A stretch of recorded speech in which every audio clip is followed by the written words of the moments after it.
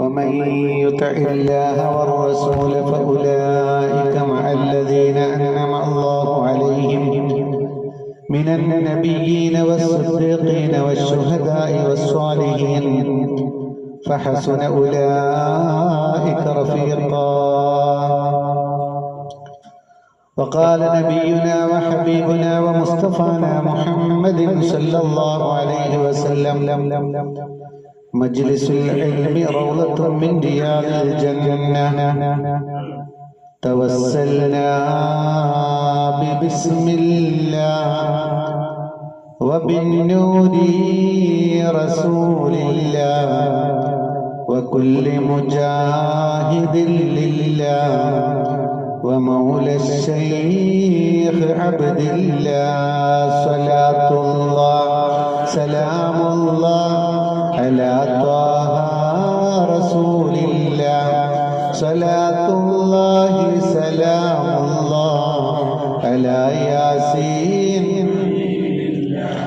إلهي نفس الكربى عن المريد والعتبى وكل مصيبة ووباء بمولى الشيخ عبد الله. صلاة الله سلام الله على طه رسول الله. صلاة الله سلام الله على ياسين حبيب الله. فيا رحمن ارحمنا بلطف منك أوصلنا إليك ولا تبعدنا بمولى الشيخ عبد الله. صلاة الله على طه رسول الله. صلاة الله سلام الله على ياسين حبيب الله. സൂര്യചന്ദ്ര നക്ഷത്രഗോള താരകങ്ങളെ പടച്ച മാമലകളും ഹാറുകളും പുഴകളും ജലാശയങ്ങളും പടച്ച ജലാലിയത്തിന്റെ ജമാലിയത്തിന്റെ നൂറാനിയത്തിന്റെ പ്രഭവ കേന്ദ്രമേ, ജബ്ബാറും ഖഹാറുമായ അല്ലാഹുവേ, ഈ മജ്ലിസിനെ കബൂലാക്കണം അല്ലാഹ്. അല്ലാഹുവേ, ഞങ്ങളുടെ മജ്ലിസിനെ സ്വീകരിക്കണം അല്ലാഹ്. അങ്ങകലെ കടല് കടന്ന് പാപങ്ങളുടെ പാപഭാണ്ഡം പേറി പുണ്യ മക്കയിലെത്തി ഉംറ ചെയ്തുകൊണ്ട് പടച്ച റബ്ബേ, അസർ നിസ്കാര ശേഷം ഞങ്ങളെ മക്കയിലൊരുക്കിയ ഈ മജ്ലിസിനെ നീ സ്വീകരിക്കണം അല്ലാഹ്. അല്ലാഹുവേ, ഈ മജ്ലിസ് കാരണം ഞങ്ങളെ പാപങ്ങൾ പൊറുക്കണം അല്ലാഹ്.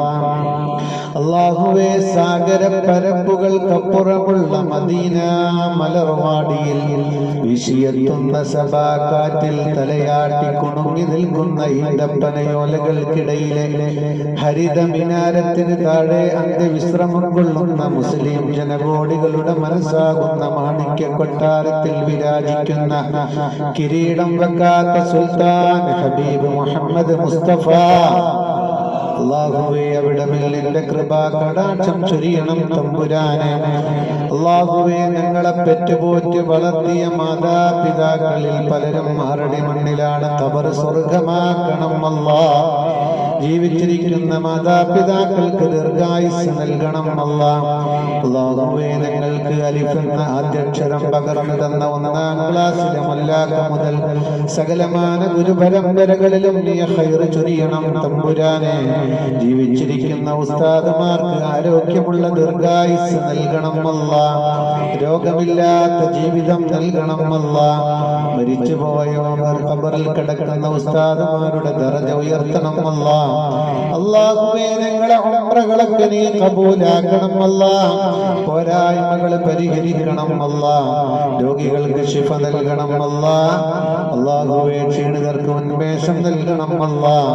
അല്ലാഹുവേ, ഞങ്ങളോട് ദുആ കൊണ്ട് പറഞ്ഞവരെ ഞങ്ങൾ ഓർക്കുകയാണ് റബ്ബേ. അവരുടെ ആഗ്രഹങ്ങളൊക്കെ നിറവേറ്റണം അല്ലാഹ്. അല്ലാഹുവേ, ദുആ കൊണ്ട് പറഞ്ഞവരിൽ പലരും മക്ക കാണാത്തവരുണ്ട്, മദീന പോകാത്തവരുണ്ട് റബ്ബേ. വിധിയേകണം അല്ലാ, വിധിയേകണം അല്ലാ. അല്ലാഹുവേ ഈ മജ്ലിസിൽ പല ആഗ്രഹങ്ങളുള്ളവരുണ്ട്, തീർത്തു കൊടുക്ക റബ്ബേ. വിഷമങ്ങളുണ്ട് റബ്ബേ, തീർക്കണം അല്ലാ. സങ്കടങ്ങളുള്ളവരുണ്ട് റബ്ബേ, സന്തോഷം നൽകണം അല്ലാ. മാതാപിതാക്കളുടെ കാര്യത്തിൽ, ഭാര്യ ഭർത്താക്കന്മാരുടെ കാര്യത്തിൽ, മക്കളെ മരുമക്കളെ പേരമക്കളെ കാര്യത്തിൽ സങ്കടപ്പെടുന്നവരുണ്ട്. അല്ലാഹുവേ റാഹത്ത് നൽകണം അല്ലാ, അല്ലാഹുവേ റാഹത്ത് നൽകണം അല്ലാ. അല്ലാഹുവേ ഞങ്ങളിൽ നിന്ന് മരിച്ചു പോയവരുടെ ഖബറിടങ്ങളെ സ്വർഗ്ഗമാക്കണം തമ്പുരാനെ. പരിശുദ്ധമായ പുണ്യമക്കയിൽ വെച്ചുകൊണ്ട് ഞങ്ങൾ അവർക്ക് വേണ്ടി തേടുന്നു റബ്ബേ, സ്വർഗ്ഗമാക്കണം അല്ലാ. അവരെയും ഞങ്ങളെയും സുഖലോക സ്വർഗ്ഗത്തിൽ ഒരുമിച്ച് കൂട്ടണം തമ്പുരാനെ. അല്ലാഹുവേ സ്വർഗ്ഗം നൽകണം അല്ലാ. ഈ മജ്ലിസിൽ ഒരുപാട് പിഞ്ചു മക്കളുണ്ട് റബ്ബേ, നല്ലവരാക്കണം അല്ലാ, നല്ല ബുദ്ധി നൽകണം അല്ലാ, നാഫിയായ ഇൽമ് നൽകണം അല്ലാ. മക്കളില്ലാത്തവരും ഈ മജ്ലിസിൽ പ്രാർത്ഥനക്ക് ആമീൻ പറയുന്നുണ്ട് റബ്ബേ. അല്ലാഹുവേ സ്വാലിഹായ മക്കളെ കൊണ്ട് അനുഗ്രഹിക്കണം അല്ലാ. ഏതെങ്കിലും ഒരാളുടെ ആമീൻ കൊണ്ട് റബ്ബേ അവർക്ക് വിജയം നൽകണം അല്ലാ, അവരെ സന്തോഷിപ്പിക്കണം അല്ലാ. ആമീൻ യാ റബ്ബൽ ആലമീൻ. പ്രിയമുള്ള മുഅ്മിനീങ്ങളെ, പരിശുദ്ധമായ പുണ്യമക്കയിൽ ഇങ്ങനെ ഒരു മജ്ലിസ് ഒരുക്കാൻ വിധി തന്ന അല്ലാഹുവിനെ സ്തുതിക്കുന്നു. അൽഹംദുലില്ലാഹ്. അൽഹംദുലില്ലാഹ് പറയണേ. വലിയ ലോകത്ത് ഭൂമിയിൽ രണ്ട് സ്വർഗ്ഗമുണ്ട്. എത്ര? രണ്ട് സ്വർഗ്ഗം. ഒന്ന് മാ ബൈന ഖബരി വ മിംബരി റൗളത്തും മിൻ റിയാദിൽ ജന്ന. എന്റെ മിമ്പറിന്റെയും എന്റെ ഖബറിന്റെയും. മറ്റൊരു ഹദീസിൽ കാണാം മാ ബൈന ബൈതി വ മിംബരി. വീട്ടിൽ തന്നെയാണ് ഖബറുള്ളത്, അതിനിടയിലുള്ള സ്വർഗ്ഗം സ്വർഗീയ ആരാമമാണെന്ന് മുഹമ്മദ് മുസ്തഫ. സൗണ്ട് കേൾക്കണില്ലാന്നോ?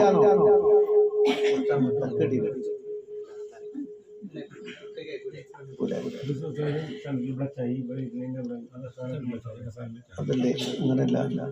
പിന്നെ ഇതൊന്നും ഉയർത്തി വെക്കാൻ പറ്റുമല്ലോ ഇവിടെ തന്നെ. വേസ്റ്റ് കൊട്ട വേസ്റ്റ് ഇല്ലാത്തതുകൊണ്ട്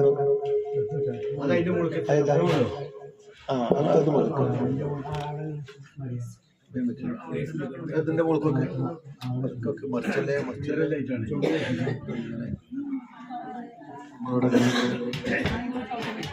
ഇപ്പൊ കേൾക്കുന്നുണ്ടല്ലേ? ഉണ്ടെന്ന് പറയുമല്ലേ? അൽഹംദുലില്ലാഹ്. അല്ലാഹു ഖബൂൽ ചെയ്യട്ടെ. ഇനി കുറച്ചു നേരം റബിയൊക്കെ ഒരു ഭാഗത്ത് നിന്നിട്ട് അച്ചടക്കലൊരു മജ്ലിസാക്കാം. ഒന്ന് സ്വർഗത്തിലെ സ്വർഗ്ഗം മാ ബൈന ഖബരി വ മിംബരി. ഖബറിന്റെയും മിമ്പറിന്റെയും ഇടയിലുള്ള സ്ഥലം അത് സ്വർഗ്ഗമാണെന്ന് മുഹമ്മദ് നബി. അവിടേക്ക് പോകാൻ നമ്മൾ ഒരുങ്ങുകയാണ്. അല്ലാഹു തൗഫീഖ് ചെയ്യട്ടെ. പിന്നെ രണ്ടാമത്തെ സ്വർഗ്ഗം മജ്ലിസുൽ ഇൽമി റൗളത്തും മിൻ റിയാദിൽ ജന്ന. ദീൻ പറയുന്ന അല്ലാഹുവിനെ കുറിച്ച് പറയുന്ന മജ്ലിസ്, അത് സ്വർഗീയ ആരാമം എന്ന് മുഹമ്മദ് റസൂലുള്ളാഹി. അത്തരം മജ്ലിസുകളുടെ കൂട്ടത്തിൽ ഈ മജ്ലിസിനെ അല്ലാഹു ചേർത്തി തരട്ടെ. അത്തരം മജ്ലിസിൽ പങ്കെടുത്താലുണ്ടാകുന്ന പ്രതിഫലം ലക്ഷക്കണക്കിന് പ്രതിഫലമായി മക്കയിലെ ഈ മജ്ലിസിൽ നിന്ന് അല്ലാഹു നമുക്ക് നൽകട്ടെ. ഇൻഷാ അല്ലാഹ് ഇനി ഇതുപോലെ ഒരു മജ്ലിസ് നമ്മൾ ഒരുക്കുക ഇനി മദീനത്തായിരിക്കും. മദീനത്തിൽ രണ്ട് സ്വർഗ്ഗം കാണണം നമുക്ക്. അല്ലാഹു തൗഫീഖ് തരട്ടെ. അല്ലാഹുവിന്റെ റസൂൽ മുഹമ്മദ് റസൂലുള്ളാഹി സല്ലല്ലാഹു അലൈഹി വസല്ലമ തങ്ങളുടെ മദീനയിൽ ഒന്നണയാൻ, ഞാൻ നേരത്തെ പറയില്ലേ, സാഗര പരപ്പുകൾക്കപ്പുറമുള്ള മദീന മലർവാടിയിൽ വിഷിയെത്തുന്ന സഭാ കാറ്റിൽ തലയാട്ടി കുണുങ്ങി നിൽക്കുന്ന ഈന്തപ്പനയോലകൾക്കിടയിലെ ഹരിത മിനാരത്തിന് താഴെ അന്ത്യവിശ്രമം കൊള്ളുന്ന ഹബീബ് മുഹമ്മദ് മുസ്തഫ സല്ലല്ലാഹു അലാ മുഹമ്മദ് സല്ലല്ലാഹു അലൈഹി വസല്ലം. പാകിസ്ഥാനിൽ എങ്ങനെ വരാന്ന് വഴി കൊടുക്കും.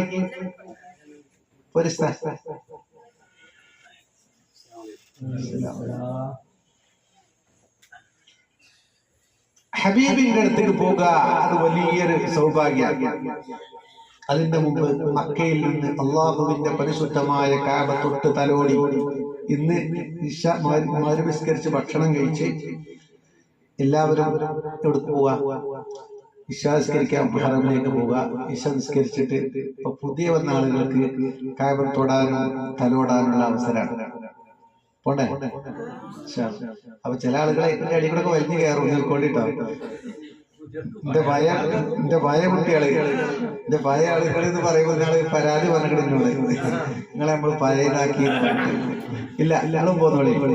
അള്ളാഹു വീണ്ടും വീണ്ടും അവസരം നൽകട്ടെ. തൗഫീഖാണ്. മഹാനായ അഷ്റഫുൽ ഖൽഖ് റസൂലുള്ളാഹി. നമ്മളെ വിഷയം ഇന്ന് അതാണ്, മദീന. മദീനയുടെ ചരിത്രം പാടിയാലും പറഞ്ഞാലും തീരൂല. അത് പറയുന്നത് അങ്ങനെയാണ്. കവിയും കവിതകളും ഒക്കെ പറയുന്നതാണ്. അതായത് കലമുകൾ ഷജറുകൾ കലമാക്കി ബഹറുകൾ മഷിയാക്കി. എങ്ങനെ ഷജറുകൾ കലമാക്കി ബഹറുകൾ മഷിയാക്കി. അതായത് പ്രപഞ്ചത്തിലുള്ള സകല മരങ്ങളും വെട്ടി ഒരു പേനകൾ ഉണ്ടാക്കി സമുദ്രത്തിലുള്ള വെള്ളം മുഴുവനും മഷിയാക്കി അതിൽ മുക്കി എഴുതിയാലും തീരാത്ത കഥയാണ് മുഹമ്മദ് റസൂലുള്ളാഹ്. അതുകൊണ്ട് തന്നെ തീരാത്ത കഥ. കാരണം ആ പ്രവാചകൻ വമാ അർസൽനാക ഇല്ലാ റഹ്മത്തൻ ലിൽ ആലമീൻ, ലോകർക്ക് മുഴുവനും കരുണയാണ്.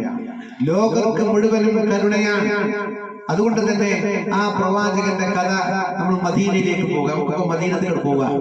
ഇന്ന് നമ്മൾ മനസ്സുകൊണ്ട് മദീനയിലേക്ക്, ഒരു ടീം ചൊവ്വാഴ്ച ജസദ് കൊണ്ട് മദീനയിലേക്ക് തടികൊണ്ട്. നബി സല്ലല്ലാഹു അലൈഹി വസല്ലം തങ്ങൾ ജനിക്കുന്നതിന്റെ 200 വർഷങ്ങൾക്ക് മുമ്പ് ഒരു യമൻ രാജാവ് മദീനയെ ആക്രമിക്കാൻ വേണ്ടി വന്നു. കേട്ടോളി, നിങ്ങൾ ഒരുപാട് വായന കേട്ടിട്ടുണ്ടാകും, ഒരുപാട് ക്ലാസ് നിങ്ങൾ കേട്ടിട്ടുണ്ടാകും, യൂട്യൂബിൽ കുറെ നിങ്ങൾ കേട്ടിട്ടുണ്ടാകും. പക്ഷെ ഇങ്ങനൊരു കഥ മക്കത്തുനിന്ന് കേൾക്കുന്ന കഥ ആദ്യത്തേക്കാണ്. ഈ കഥ കേട്ടിട്ടുണ്ടെങ്കിലും മക്കത്തുനിന്ന് കേൾക്കുക എന്നുള്ളത് ആദ്യമായിട്ടായിരിക്കും. 200 വർഷങ്ങൾക്ക് മുമ്പ് ഒരു യമൻ രാജാവ് മദീനയെ ആക്രമിക്കാൻ വന്നു. അന്ന് മദീന എന്നല്ല ഇസ്ലാമിന്റെ അധീനയിലല്ല. അത് മാത്രമല്ല, മദീനയുടെ പേര് മദീന എന്ന് പോലുമല്ല, യസ്രിബ് എന്നായിരുന്നു. ആ മദീനയിലെ ഭരണാധികാരിയും മുസ്ലിമല്ല. യമൻ രാജാവ് മദീനയെ വളഞ്ഞു. മദീനയുടെ അതിർത്തികളിൽ അക്രമത്തിന് വേണ്ടി തക്കമ്പാത്ത് കാത്തിരുന്നു. ദിവസങ്ങളല്ല, ആഴ്ചകൾ, മാസങ്ങൾക്ക് വഴിമാറി കൊടുത്തു. പക്ഷേ മദീനയെ ആക്രമിക്കാൻ യമൻ രാജാവിന് കഴിഞ്ഞില്ല. ദിവസങ്ങളോളം അവിടെ തമ്പടിച്ചുകൂടി. പക്ഷേ അവരുടെ ഭക്ഷണ വിഭവങ്ങൾ തീർന്നുപോയി. കുറെ കാലം കഴിയുമ്പോൾ കൊടുന്ന ഭക്ഷണം കഴിയും. ഭക്ഷണ വിഭവങ്ങൾ കഴിഞ്ഞു. ഹൈമയിലുള്ള രാജാവിന്റെ പ്രജകൾ മുഴുവനും പട്ടിണിയിലേക്ക് പോകാതിരിക്കുകയാണ്. ഈ സമയം അവരുടെ ഭക്ഷണ വിഭവങ്ങൾ തീർന്നു പോയ വിവരം മദീനയുടെ ഭരണാധികാരി അറിഞ്ഞു. മദീനയുടെ ഭരണാധികാരി ജൂതനാണ്. മദീനയുടെ രാജാവ് അറിഞ്ഞു വിഭവങ്ങൾ കഴിഞ്ഞു പോയിട്ടുണ്ട് യമൻ രാജാവിന്റെ ടെന്റുകളിൽ. ഉടനെ തന്നെ മദീന ഭരണാധികാരി മദീനക്കാരെ, എതിരിബുകാരെ വിളിച്ചു പറഞ്ഞു, എതിരിബുകാരെ നമ്മെ ആക്രമിക്കാൻ വന്ന യമൻ രാജാവിന്റെയും സൈന്യത്തിന്റെയും ഭക്ഷണ വിഭവങ്ങൾ തീർന്നു പോയിട്ടുണ്ട്. അതുകൊണ്ട് ഇന്ന് നിങ്ങളുടെ വീടുകളിൽ വിഭവ സമൃദ്ധമായ ഭക്ഷണം ഒരുക്കണം. ആ ഭക്ഷണ വിഭവങ്ങളുമായി നിങ്ങൾ ഇങ്ങോട്ട് വരണം. എന്താ കഥ? മദീനയെ ആക്രമിക്കാൻ വേണ്ടി വന്നേക്കാം. അവരെ ഭക്ഷണം നിന്ന് തീർന്ന സമയത്ത് മദീനക്കാർ ഓർക്ക് അങ്ങനെ എതിരിബുകാർ ഭക്ഷണ വിഭവങ്ങൾ ഒരുക്കി മദീന രാജാവിന്റെ അടുത്ത് വന്നു. മദീന രാജാവ് പരിവാരങ്ങളെയും കൂട്ടി ഭക്ഷണ വിഭവങ്ങളൊക്കെ എടുത്തിട്ട് യമൻ രാജാവിന്റെ ഹൈമയിലേക്ക് ചെന്നു. യമൻ രാജാവും പരിവാരവും അത്ഭുതപ്പെട്ടു പോയി. എന്ത് കഥ? ഞങ്ങൾ മദീനയെ ആക്രമിക്കാൻ വന്നിരിക്കുന്നു. മദീനക്കാരാണെങ്കിലോ ഞങ്ങൾക്ക് വിഭവങ്ങൾ ഒരുക്കുന്ന, സൽക്കാരം ഒരുക്കുന്നു. ഇത് ഭയങ്കര ഭയങ്കര അത്ഭുതമാണല്ലോ. യമൻ രാജാവ് ചോദിച്ചു, ഞങ്ങളെ ഇങ്ങനെ വിരുന്നൂട്ടാൻ നിങ്ങളെ പ്രേരിപ്പിച്ച വസ്തുത എന്താണ്? ഇതിനുള്ള കാരണം എന്താണ്? യമൻ രാജാവിനോട് മദീന ഭരണാധികാരി പറഞ്ഞു, ഞങ്ങൾ പൂർവ്വവേദ ഗ്രന്ഥങ്ങൾ വായിച്ചു. പൂർവവേദ ഗ്രന്ഥങ്ങൾ വായിച്ചപ്പോൾ അതിൽ ഞങ്ങൾ ഒരു കാര്യം അറിഞ്ഞു. അവസാന കാലം ഒരു പ്രവാചകൻ ഇങ്ങോട്ട് വരും. അവസാന കാലഘട്ടത്തിൽ ഒരു പ്രവാചകൻ ഇങ്ങോട്ട് വരും. ആ പ്രവാചകൻ എങ്ങാനും നിങ്ങളെ കൂട്ടത്തിലുണ്ടോ എന്ന് ഞങ്ങൾക്കറിയില്ലല്ലോ. അതുകൊണ്ടാണ് നിങ്ങൾക്ക് ഭക്ഷണം ഒരുക്കാൻ ഞങ്ങൾക്ക് പ്രേരണ നൽകിയത്. അതൊന്നല്ലാതെ മറ്റൊന്നുമല്ലെന്ന് മദീന ഭരണാധികാരി പറഞ്ഞു. ആരോട്? യമൻ രാജാവിനോട്. യമൻ രാജാവ് പറഞ്ഞു, പ്രജകളെ സ്റ്റോപ്പ്, ഇനി വേണ്ട, ഇനി മദീനയെ ആക്രമിക്കൽ വേണ്ട, മദീനയെ ആക്രമിക്കൽ ഇവിടെ നിർത്തണം. ഇനി നമുക്കൊരു കാര്യമുണ്ട്. യമൻ ഭരണാധികാരി പറഞ്ഞു, യമൻ രാജാവ് പ്രജകളോട് പറഞ്ഞു, നമ്മുടെ കയ്യിലുള്ള കാശ് ഉപയോഗിച്ച് ഇവിടെ ഒരു നല്ല ബിൽഡിംഗ് ഉണ്ടാക്കണം, ഒരു വീടുണ്ടാക്കണം. അങ്ങനെ ഒരു 22 നിലയുള്ള വീടുണ്ടാക്കി, ഒരു കൊട്ടാര സമാനമായ വീടുണ്ടാക്കി. അതിന്റെ പണികളെല്ലാം പൂർത്തീകരിച്ച് ഫിനിഷിംഗ് വർക്ക് കഴിഞ്ഞിട്ട് അവിടെയുള്ള ഒരു ഗോത്രത്തലവനെ വിളിച്ചിട്ട് പറഞ്ഞു, ഇതാ ഈ വീടിന്റെ താക്കോല് നിങ്ങൾ പിടിക്കണം. നിങ്ങൾ പ്രതീക്ഷിക്കുന്ന പ്രവാചകൻ, നിങ്ങൾ പ്രതീക്ഷിക്കുന്ന ആ മാന്യദേഹം എന്നാണോ മദീനയിലേക്ക് കടന്നു വരുന്നത്, ആ കടന്നു വരുന്ന ദിവസം അദ്ദേഹത്തിലേക്ക് താമസിക്കാനുള്ള വീടാണിതെന്ന് പറഞ്ഞിട്ട് താക്കോലങ്ങോട്ട് കൈമാറി. കാലങ്ങൾ കഴിഞ്ഞു, ദിവസങ്ങൾ ആഴ്ചകളായി, ആഴ്ചകൾ മാസങ്ങളായി, മാസങ്ങൾ വർഷങ്ങളായി. അങ്ങനെയാണ് മഹാനായ അഷ്റഫുൽ ഖൽഖ് മുഹമ്മദ് മുസ്തഫ സല്ലല്ലാഹു അലൈഹി വസല്ലം ക്രിസ്താബ്ദം 571 റബീഉൽ അവ്വൽ 12 അന്ന് അല്ലാഹുവിന്റെ റസൂൽ ആമിന അബ്ദുല്ലാ ദമ്പതികളുടെ പൊന്നോമന മകനായി മക്കയിൽ ജനിക്കുന്നത്. ജനിച്ചെന്ന് മാത്രമല്ല അൽ അമീനാണ്. എന്ന് ചെയ്തു, ചെറുപ്പത്തിലെ ജനിക്കുന്നതിന് മുമ്പേ പിതാവ് മരണപ്പെട്ടു പോയി. മാതാവാണെങ്കിലോ ദേശത്ത് ആമിന ബീവി അന്ത്യ സമയത്ത് അവരന്ന് തേനി. ദേശത്ത് ആമിന ബീവി അന്ത്യ സമയത്ത് അവരന്ന് തേനി. ആരാരുമില്ല ഈ പൈതലിന്, ആരാര് തുണയേകും തമ്പുരാനേ. ആരാരുമില്ല ഈ പൈതലിന്, ആരാര് തുണയേകും തമ്പുരാനേ.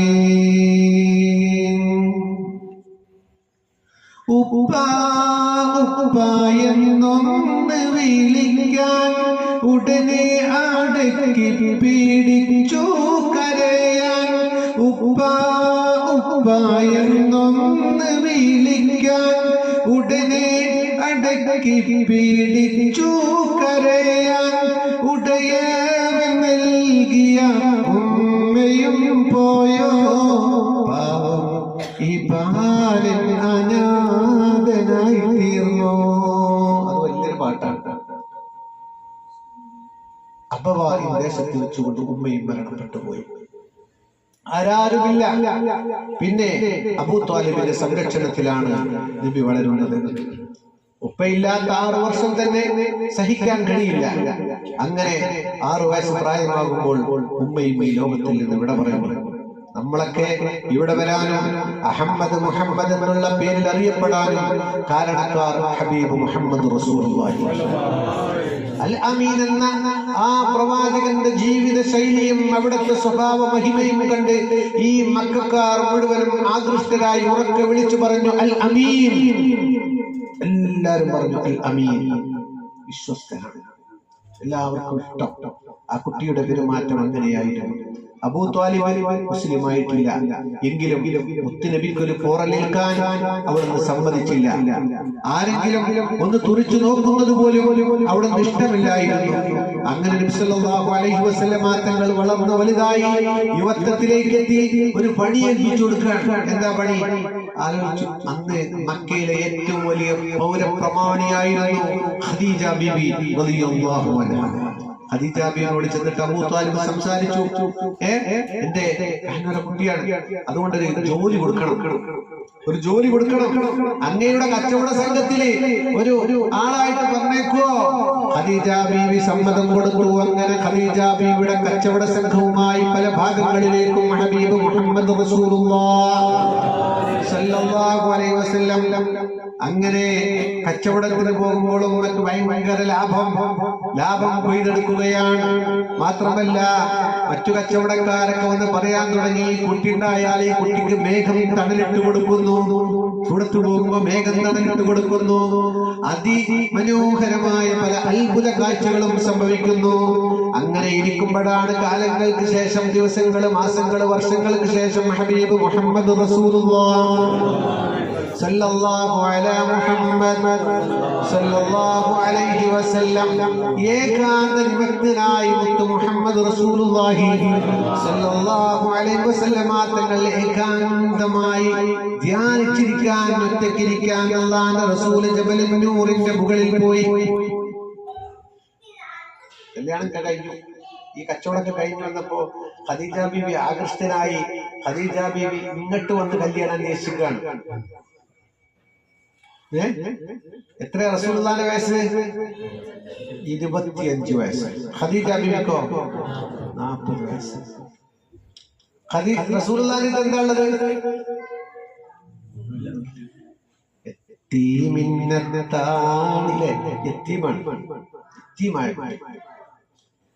ഒന്നുമില്ല. ഖദീജ ബീവിക്കോ മക്ക മുഴുവനും ഖദീജ ബീവി റളിയല്ലാഹു അൻഹ. അങ്ങനെ കല്യാണം കഴിഞ്ഞ് നല്ല സന്തുഷ്ട ജീവിതം ജീവിക്കുന്നതിനിടയിലാണ് ജബൽ നൂറിന്റെ മുകളിലേക്ക് ഏകാന്തനായി റസൂൽ പോയിരുന്നത്. നാളെ ഇൻഷാ അല്ലാഹ് റസൂൽ ഇരുന്ന ആ സ്ഥലം കാണാനുള്ള ഒരു അവസരമാണ് നാളെ. അല്ലാഹു തൗഫീഖ് ചെയ്യട്ടെ, ആരോഗ്യം അല്ലാഹു നൽകട്ടെ, ആഫിയത്ത് നൽകട്ടെ. അതിലൂടെ നമുക്ക് ഖുർആനിന്റെ പ്രകാശം അല്ലാഹു നമുക്ക് പകർന്നു തരട്ടെ. അങ്ങനെ ഖദീജ ബീവി മുകളിൽ റസൂൽ സല്ലല്ലാഹു അലൈഹി വസല്ലം തങ്ങൾ അതിന്റെ മുകളിൽ പോയി ധ്യാനിച്ചിരിക്കാൻ, ഒറ്റയ്ക്കിരിക്കാൻ. നമുക്ക് ചില സമയത്ത് ഒറ്റയ്ക്കിരിക്കണത് ഒരു അവസ്ഥ. റസൂലുള്ളാഹി അവിടെ ഇങ്ങനെ ഇരുന്നു. ജിബ്രീൽ വന്നു. പല പ്രാവശ്യം വന്നിട്ടുണ്ട്. ജിബ്രീൽ വന്നിട്ട് കേൾപ്പിച്ചു, റസൂൽ സല്ലല്ലാഹു അലൈഹി വസല്ലം തങ്ങൾ പറഞ്ഞു, മാ അന ബിഖാരി, എനിക്ക് ഓതാനൊന്നും അറിയില്ല. കാരണം സല്ലല്ലാഹു തആല വസല്ലം അലാ ഖൈരി ഖൽഖി സയ്യിദനാ മുഹമ്മദിൻ നബിയിൽ ഉമ്മി എന്ന് പറയുന്ന എഴുത്തും വായനയും അറിയാത്ത ആൾക്കാണ് ഉമ്മി എന്ന് പറയാ. ഉമ്മിയെ എഴുത്തും വായന അറിയില്ല. നബി പറഞ്ഞു, എനിക്ക് ഓതാൻ അറിയില്ല. എനിക്ക് ഓതാൻ അറിയില്ല. വീണ്ടും പറഞ്ഞു, യാ നബി ഇഖ്റ, ഓതുക നബിയേ. നബി പറഞ്ഞു, മാ അന ബിഖാരി, എനിക്ക് ഓതാൻ അറിയില്ല എന്ന് വീണ്ടും പറഞ്ഞപ്പോ ജിബ്രീൽ ഒന്ന് കെട്ടിപ്പിടിച്ചിട്ട് ഇങ്ങോട്ട് വിട്ടിട്ട് പറഞ്ഞു, ബിസ്മി റബ്ബിക്കല്ലദീ ഖലഖൽ ഇൻസാന മിൻ അലഖ ഇഖ്റഅ വറബ്ബുക്കൽ അക്റമുല്ലദീ അല്ലമ ബിൽ ഖലം അല്ലമൽ ഇൻസാന മാ ലം യഅലം. നിന്നെ സൃഷ്ടിച്ച റബ്ബിന്റെ നാമധേയത്തിൽ വായിക്കുക. പേന കൊണ്ട് എഴുതാൻ പഠിപ്പിച്ച റബ്ബിന്റെ നാമധേയത്തിൽ വായിക്കുക. അല്ലാഹുവിന്റെ റസൂലിന് എന്തായിരുന്നു ആ വരവ്? ജിബ്രീലിന്റെ സന്ദേശം, ഇഖ്റഇന്റെ സന്ദേശം നുബുവത്തിന്റെ തുടക്കമായിരുന്നു. അങ്ങനെ അവിടെ ധ്യാനിച്ചിരുന്നു. പലപ്പോഴും ഖദീജ ബീവി അങ്ങോട്ട് കയറി ചെല്ലും. ഇങ്ങോട്ട് ഈ മലയുടെ മുകളിലേക്ക് പലപ്പോഴും ഭക്ഷണ വിഭവങ്ങളുമായി കയറി ചെല്ലും.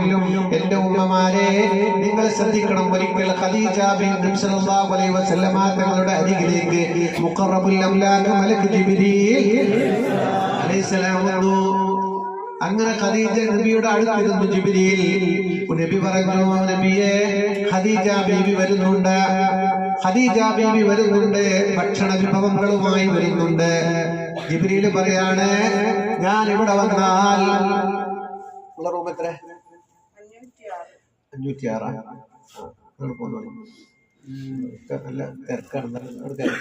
ചെറുപ്പൊന്ന് കൈ പിടിച്ച് പോയിക്കോളിട്ടാ. ബുദ്ധിമുട്ടായോ? രണ്ടോട്ടൊന്ന് സഹിച്ച അവിടെ റൂമിൽ എന്നിട്ട് ക്ലാസ് കിട്ടും. എന്താ പറഞ്ഞത്? എവിടെ പറ്റിയത്? ഭക്ഷണ വിഭവങ്ങളുമായി വരുന്നുണ്ട്. ഖദീജ ബീവി ഇവിടെ വന്നാൽ മുത്തനബിയോട് പറയാണ്, എന്റെ ഉമ്മമാര് ശ്രദ്ധിക്കണം, ഖദീജ ബീവി ഇവിടെ വന്നാൽ അല്ലാഹു അസ്സലാമു അലൈക്കും എന്ന് പറഞ്ഞിട്ടുണ്ടെന്ന് ഖദീജയോട് പറയണേ എന്ന് മുഖറബുൽ അംലാക്ക് മലക്ക് ജിബ്രീൽ അല്ലാഹ് പറയണേ. നിങ്ങളെ നബിന്റെ അടുത്ത് പോകുമ്പോ ഖദീജ ബീവിനോട് അസ്സലാമു അലൈക്കും എന്ന് പറഞ്ഞേക്കണേ. തിരിച്ചു പോരുമ്പോൾ ജിബ്രീൽ പറഞ്ഞു, അള്ളാന്റെ സലാം പറയുമ്പോ ഞാനും സലാം പറഞ്ഞിട്ടുണ്ട്, എന്റെ ഒരു അസ്സലാമു അലൈക്കും കൂടെ ഖദീജ ബീവിക്ക് പറയണേ എന്ന് മുഹമ്മദ് റസൂലുള്ളാഹ് സല്ലല്ലാഹു അലൈഹി വസല്ലം. അർബഅത്തുൻ സയ്യിദാത്തു നിസാഇ അഹ്ലിൽ ജന്ന, 4 പെണ്ണുങ്ങൾ സ്വർഗീയ നാരികളുടെ നേതാവാണെന്ന് ഹബീബായ മുഹമ്മദ് റസൂലുള്ളാഹ് സല്ലല്ലാഹു അലൈഹി വസല്ലം. 1 ഫാത്തിമ ബിൻത് മുഹമ്മദ്, 2 ഖദീജ ബിൻത് ഖുവൈലിദ്, 3 മറിയം ബിൻത് ഇമ്രാൻ, 4 ആസിയ ബിൻത് മുസാഹിം. ഈ 4 പെണ്ണുങ്ങൾ സ്വർഗീയ നാരികളുടെ നേതാവാണ്. എന്നാൽ ഈ 4ലും നേതാവ് ഖദീജത്തുൽ കുബ്ര റളിയല്ലാഹു അൻഹാ. വഫാത്തിന് ശേഷം പലപ്പോഴും ഖദീജ ബീവിയും മുത്തുനബിയും പലപ്പോഴും പിണങ്ങിയത് ഖദീജ ബീവിന്റെ പേര് പറഞ്ഞിട്ടാ. ഇന്റെ ഖദീജ, ഇന്റെ ഖദീജ, ഇന്റെ ഖദീജ, ഇന്റെ ഹബീബ് മുഹമ്മദ് റസൂലുള്ളാഹ് എപ്പോഴും പറയും, ഇന്റെ ഖദീജ, ഇന്റെ ഖദീജ അങ്ങനെയോ, ഇന്റെ ഖദീജ എനിക്ക് അങ്ങനെ ചെയ്ത് തന്നിട്ടുണ്ട്, എന്റെ എല്ലാ കാര്യങ്ങൾക്കും താങ്ങും തണലുമായി എന്നോടുകൂടെ കട്ടക്ക് നിന്ന പെണ്ണാണ് ഖദീജ. ആ ഖദീജ ബീവി വഫാത്തായ ദിവസം ആടിനറുത്ത് മാംസങ്ങൾ കൂട്ടുകാരികളിലേക്ക് എത്തിച്ചു കൊടുക്കുമായിരുന്നു മുഹമ്മദ് റസൂലുള്ളാഹ്. അയ്യുമംറഅത്തിൻ മാതത് സൗജുഹാ, അതായത് ഏതൊരു പെണ്ണും മരിച്ചുപോയി, മരിക്കുമ്പോ ഭർത്താവ് ആ പെണ്ണിനെ തൊട്ട് സംതൃപ്തിയാണെങ്കിൽ ദഖലൽ ജന്ന, ആ പെണ്ണ് സ്വർഗത്തിലാണെന്ന് മുഹമ്മദ് മുസ്തഫ. എങ്ങനെ പെണ്ണ് മരിച്ചു, ഭാര്യ മരിച്ചു, മരിക്കുമ്പോ ഭർത്താവിന് പൊരുത്താണ്, ഓലൊന്നുമില്ല. ആ പെണ്ണിനെ കുറിച്ച് സന്തോഷാണ് ഭർത്താവിന്, മരിച്ചില്ലല്ല. ഓല ജീവിതത്തിലെ, പെരുമാറ്റത്തിലെ, ഇടപഴകലിലെ, നോട്ടത്തിലെ, വാക്കിലെ ഓളെ കവിച്ചു വല്ല 10-100 പെണ്ണ് വന്നാലും ഇനി ഖദീജക്ക് പകരമാകില്ല. അങ്ങനെ പല സന്ദർഭങ്ങളിലും ഖദീജ ബീവിയുടെ വർത്താനം പറഞ്ഞപ്പോ ആയിഷ ബീവി പോലും പിണങ്ങിയിട്ടുണ്ട്. എന്താണെന്നറിയോ? ഖദീജ ബീവി റളിയല്ലാഹു അൻഹാ ആ മലകളിലേക്ക് വരുന്നുണ്ടെന്നറിഞ്ഞ ഖദീജ ബീവിക്ക് സലാം പറയാൻ ജിബ്രീൽ പറഞ്ഞു, അല്ലാഹു പറഞ്ഞിട്ടുണ്ടെന്ന് പറഞ്ഞു. പ്രിയമുള്ളവരെ, അവിടുന്ന് ഇഖ്റഇന്റെ സന്ദേശം കിട്ടി പിന്നെ നേരെ വരുന്നത് ഖദീജ ബീവിന്റെ വീട്ടിലേക്കാണ് വരുന്നത്. പനിച്ച് വറച്ച് കിടക്കുന്ന മുത്തുനബി സല്ലല്ലാഹു അലൈഹി വസല്ലമ തങ്ങള് അവിടുന്ന് ഖദീജ ബീവിയോട് പറഞ്ഞു, സമ്മിലൂനി യാ ഖദീജ, സമ്മിലൂനി യാ ഖദീജ, ഖദീജ എനിക്ക് പുതപ്പിട്ട് മൂടി തരൂ, ഞാൻ വറക്കുന്നുണ്ട്. അങ്ങനെ വറക്കുന്ന ഖദീജ ബീവിയെ പുതപ്പിട്ട് മൂടിയ പുതപ്പ് മൂടിയ ഖദീജ ബീവി റളിയല്ലാഹു അൻഹാ സമാസ്വദിപ്പിച്ചു, സാന്ത്വനം നൽകി, അതുപോലെ തന്നെ അവിടുന്ന് ട്രീറ്റ്മെന്റ് ഒക്കെ നൽകി. അങ്ങനെ ഉടനെ എന്ത് ചെയ്തു? ഖദീജ ബീവിയുടെ ഒരു അകന്ന ബന്ധത്തിലുള്ള ഒരു പൂർവകാല വേദഗ്രന്ഥം പഠിച്ച വറഖത്ത് ഇബ്നു നൗഫലിന്റെ അരികിൽ മുമ്പ് തന്നെ കൊണ്ടുപോയിരുന്നു. അന്ന് തന്നെ പറഞ്ഞിട്ടുണ്ട്, ഇവിടെ വന്ന മാലാഖ ആരാണെന്നറിയുമോ? തൂർ സീനാ മലയുടെ മുകളിലും അതുപോലെ തന്നെ പലപ്പോഴും മൂസാ നബി അലൈഹിസ്സലാമിന്റെ അടുത്ത് വന്ന മാലാഖയാണ് മുത്ത് റസൂൽ മുഹമ്മദ് റസൂലുള്ളാഹി തങ്ങൾ അരികിൽ വന്നിട്ടുള്ളത്. ഇതെങ്ങാനും ഈ വിവരമെങ്ങാനും പൊതുജനത്തോട് പറയുമ്പോ ഈ ചെറുപ്പക്കാരനായ മുഹമ്മദിനെ ജനങ്ങൾ ഒറ്റപ്പെടുത്തു, ജനങ്ങൾ കുറ്റപ്പെടുത്തു. ഞാനൊരു ആരോഗ്യമുള്ള ചെറുപ്പക്കാരനായിരുന്നുവെങ്കിൽ ഞാൻ അവർക്ക് പ്രൊട്ടക്ഷൻ നൽകുമായിരുന്നു, അവർക്ക് ഞാൻ എല്ലാവിധ കാവലും നൽകുമായിരുന്നു എന്ന് വറഖത്ത് ഇബ്നു നൗഫൽ പറഞ്ഞു. അല്ലാഹുവിന്റെ റസൂൽ പുതപ്പിട്ട് മൂടി കിടക്കുകയാണ്. അപ്പോഴാണ് വീണ്ടും മഹാനായ മുഖറബുൽ അംലാക്ക് മലക്ക് ജിബ്രീൽ അലൈഹിസ്സലാം ആഗതമായി കൊണ്ട് പറഞ്ഞു, യാ അയ്യുഹൽ മുസമ്മിൽ ഖുമിൽ ലൈൽ, പുതപ്പിട്ട് മൂടിയ പ്രവാചകരെ, പുതപ്പിട്ട് മൂടിയ നബിയെ, അങ്ങ് എണീറ്റ് നിസ്കരിക്കണം. അങ്ങ് എണീറ്റ് നിസ്കരിക്കണം, പ്രയാസപ്പെടേണ്ട, ഇതിനേക്കാൾ വലിയ ബുദ്ധിമുട്ട് വരാനുണ്ട്, അതുകൊണ്ട് എണീറ്റ് നിസ്കരിക്കണേ എന്ന് പറഞ്ഞ് സമാശ്വസിപ്പിച്ച റസൂലുള്ളാഹിന്റെ പേരാണ് മുസമ്മിൽ. യാ അയ്യുഹൽ മുസമ്മിൽ, റസൂലുള്ളാഹിന്റെ ഖുർആൻ വിളിച്ചൊരു പേരാണ്. അതിനുശേഷം നബി സല്ലല്ലാഹു അലൈഹി വസല്ലമ തങ്ങൾ സഫാ കുന്നിന്റെ മുകളിൽ വന്നു. സഫാ കുന്നിന്റെ മുന്നിൽ വന്നിട്ട് പറഞ്ഞു, യാ സഹാബ, യാ സഹാബ. അല്ലാഹുവിന്റെ റസൂൽ സഫാ കുന്നിന്റെ മുകളിൽ കയറി വിളിച്ചു പറഞ്ഞു, മക്കക്കാരെ ഖുറൈശികളെ, മക്കക്കാരെ ഖുറൈശികളെ, ഒന്നിങ്ങോട്ട് വരണേ. മക്കക്കാരും ഖുറൈശികളും ഒക്കെ സഫാ മല കണ്ടിട്ടില്ലേ? സഫാ കുന്ന്, ആ കുന്നിന്റെ മുകളിൽ കയറിയിട്ട് നബി, അന്നൊക്കെ വലിയ കുന്നാണത്, ആ കുന്നിന്റെ മുകളിൽ കയറി. അത് തായ്വരയിൽ മുഴുവനും മക്കക്കാർ, അതിന്റെ വാദിയിൽ മുഴുവനും ഖുറൈശികൾ എല്ലാവരും ഒരുമിച്ച് കൂടിയിരിക്കുന്നു. കാരണം മുഹമ്മദ് എന്ന് വിളിച്ചാൽ സല്ലല്ലാഹു അലൈഹി വസല്ലം മക്കക്കാര് വരാതിരിക്കില്ല. കാരണം ഇത്രത്തോളം മഹത്വമുള്ള ഒരു കുട്ടി മക്കത്തില്ല. എന്താ വിളിക്കാറ്? അൽ അമീൻ. അതുകൊണ്ട് തന്നെ വിളിച്ചപ്പോഴേക്കും എല്ലാവരും ആ മലയുടെ തായ്വരയിൽ ഒരുമിച്ച് കൂടിയ ഖുറൈശികളോട്, ആ മക്കക്കാരോട് പറഞ്ഞു, ഞാൻ നിങ്ങളോടൊരു കാര്യം പറയട്ടെയോ? ഈ പ്രപഞ്ചം നിങ്ങൾ കണ്ടില്ലേ? ഈ മലയെ നിങ്ങൾ കണ്ടില്ലേ? ഈ മലക്ക് ചുറ്റും വട്ടമിട്ട് പറക്കുന്ന പറവകളെ നിങ്ങൾ കണ്ടില്ലേ? എന്നെയും ഈ തായ്വരയിലൂടെ ഒരുമിച്ച് കൂടിയ ജനസഞ്ചയത്തെയും നിങ്ങൾ കണ്ടില്ലേ? ഒരു കാര്യം മനസ്സിലാക്കണം, ഞാൻ ഈ പറയുന്നത് നിങ്ങൾ ഗൗരവത്തിലെടുക്കണം, നിങ്ങൾ തള്ളിക്കളയരുത്. ഈ പ്രപഞ്ചത്തെയും ഈ മലകളെയും മലക്ക് ചുറ്റും പർവ്വതത്തിന് ചുറ്റും വട്ടമിട്ട് പറക്കുന്ന പറവുകളെയും എന്നെയും നിങ്ങളെയും പടച്ച ഏകനായൊരു തമ്പുരാനുണ്ട്. ആ അല്ലാഹുവിൽ നിങ്ങൾ വിശ്വസിക്കണേ എന്നൊരു വാക്ക് മുത്ത് നബി എന്ന് പറഞ്ഞതോടുകൂടെ എല്ലാം അസ്തമിച്ചു. അബൂലഹബ് പറഞ്ഞു, തബ്ബല്ലക യാ മുഹമ്മദ്, നിനക്ക് നാശമുണ്ടാകട്ടെ, തുപ്പാൻ തുടങ്ങി. നബി എതിർക്കാൻ തുടങ്ങി. അന്ന് തുടങ്ങി എതിർപ്പുകൾ, അന്ന് തുടങ്ങി വെല്ലുവിളികൾ, അന്ന് തുടങ്ങി ആക്രമങ്ങൾ. ഒട്ടകത്തിന്റെ ചീഞ്ഞളിഞ്ഞ് കുടൽമാല അവിടെ വന്ന് ചാർത്തുന്നു. മുത്തുനബി നടന്നു പോകുന്ന വഴികളിൽ അടുക്കാട്ടുവാങ്ങി തൂത്തുവാരി മുത്തുനബിയുടെ മുഖത്തേക്ക് എറിയുന്നു. എവിടെയും അക്രമങ്ങൾ, എവിടെയും എതിർപ്പുകൾ, എവിടെയും മുത്തുനബിക്ക് സ്വസ്ഥത നഷ്ടപ്പെട്ടു. അങ്ങനെയാണ് മുത്തുനബി പല വഴി തേടിപ്പോയി. എങ്ങോട്ട് പോയി? തായിഫിലേക്ക് പോയ കഥ നിങ്ങൾ അറിയില്ലേ? അബിസീനിയയിലേക്ക് പോയി, ഷാമിലേക്ക് പോയി, പല സ്ഥലത്തേക്കും അഭയം തേടിപ്പോയി. ഒരൽപ്പം സ്വാതന്ത്ര്യം കിട്ടുമെന്ന് തോന്നി, പക്ഷേ കിട്ടിയില്ല. അങ്ങനെ ഇരിക്കുമ്പോഴാണ് മക്കയിൽ മദീനയിൽ നിന്ന് 70ഓളം പേര് വരുന്ന ഒരു വലിയ സൈന്യം ഹജ്ജിന് വേണ്ടി വരുന്നത്. ഹജ്ജിന് വേണ്ടി വന്നു. അന്നും ഹജ്ജ് നടക്കുന്നുണ്ട്. ഇസ്ലാം ഉത്ഭവിക്കുന്നതിന് മുമ്പും ഹജ്ജ് നടക്കുന്നുണ്ട്. ബനൂ ഖുറൈള, ബനൂ ഖൈനുഖാ, ഇങ്ങനെയുള്ള പല ഗോത്രങ്ങളുണ്ട്. പല ഔസ്, ഖസ്റജ് ഇങ്ങനെയുള്ള ഗോത്രങ്ങളാണ് അധികവും. അങ്ങനെ അവര് ഹജ്ജിന് വന്നു. മുത്തുനബിയുടെ വിവരം അറിഞ്ഞു വന്നവരാണവർ.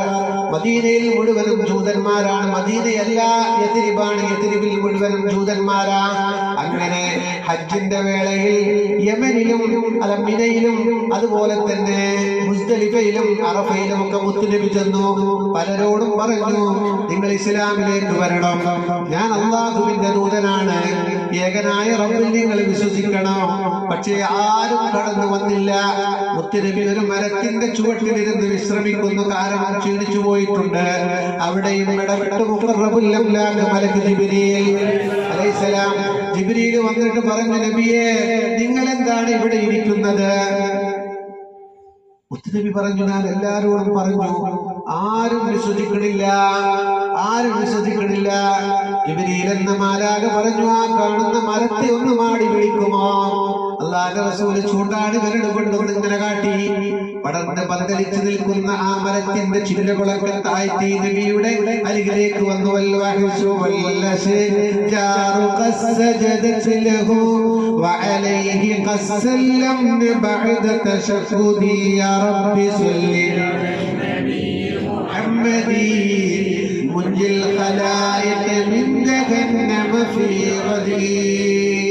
റസൂലുള്ളാഹിന്റെ അരികിലേക്ക് വന്നു.